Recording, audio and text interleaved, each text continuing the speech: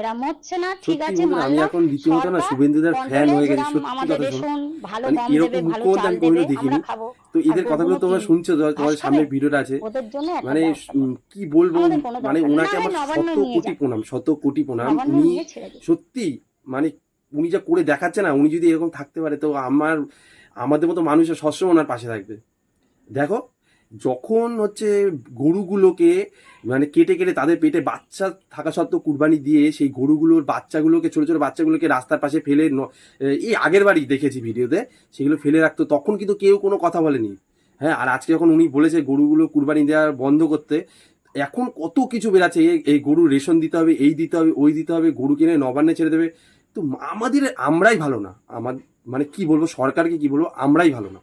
তার জন্য আজকে আমাদের রাজ্যের এই অবস্থা ছিল।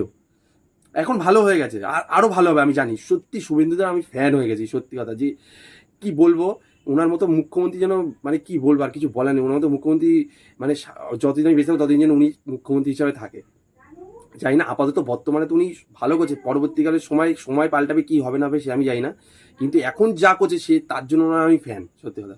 আর এই গরুর বিষয়টা নিয়ে সত্যি কথা, যে তখন কিন্তু কেউ কোনো কথা বলেনি, আর এখন দেখো কত কিছু, যখন যখন মানে গৌহত্যা বারণ করে দিয়েছে, তখন এখন হাজার হাজার কথা বেরিয়েছে, যে এই করছে ওই করছে।